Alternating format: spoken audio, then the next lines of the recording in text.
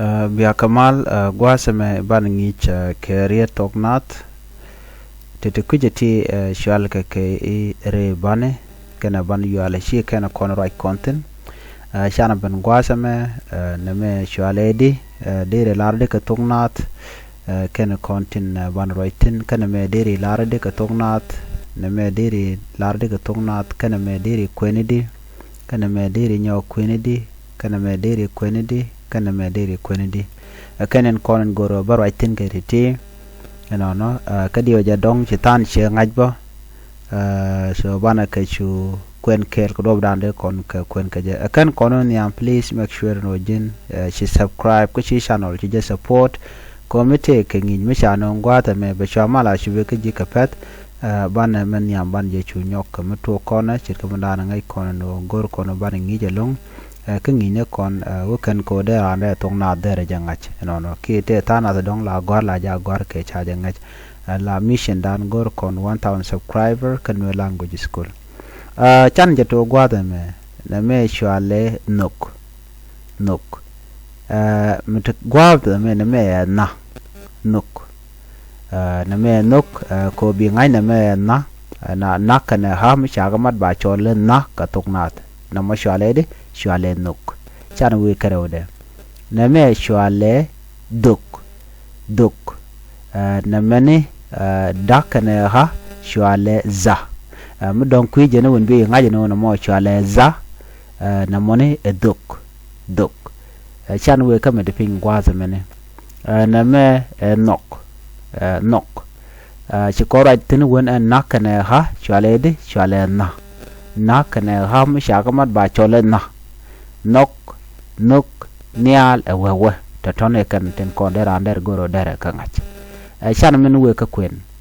na me sha nok no sha nok ajen na dana pay kon lat mi ci dor mi she nok bi gor no sha nok mi ci dor she nok rawdo gwado men sha gordi she duk ci koro jeni no wona me shwaledi na mene shwale za she duk mishi ala shi pone chero da rep ki we jok shwale she duk gwata me na me shwale nuet na u ke ke ta shwale de shwale nuet de kel na me shwale de nuetni ante ci kon ente cha wile tom chale nuetni mi chale le nak u ke da nuet ni bana me jen chale chale nuetni mu jodo mu we nyal bi ngajo chale de chale nuetni na me amugwa ke listen ko dera ndere roda ngach o ngaje tungnat wala kuje tungnat dere goro jin dere wo wonyam ko jin briti bi ka ngach titene kare bane minya mamo a ha na me o ho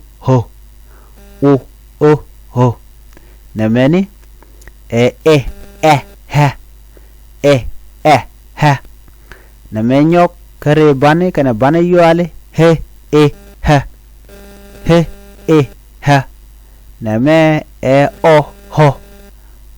ho na me hi na me ni wu biro chunye kaka pega me ajen pega chwal ke bana yuale mi jeni guji jam pega maderi mi ben kuji me anta maderi ngaje no ti diala gor kon te gwaz me chit ke nok de nene ja kuja me so ma hasan no deri ngaj nok no mi chare ke do di ndal de chole no kan tama duk mi chare ke do di chole duk ka kuje mo gor je no bran be tung no herbe kwende be gora be ngach bana nyow je kam do dien chuje pero jono jin bi channel bi je support bi subscribe ko bitin content nge ka gwasa be kan chamala shubka je gora bano jin bi channel bi je introduce kan te ko kenten kono gor ka tungnat ne de kono gor ka tungnat ani bana jik ka ngi da dien bi atamal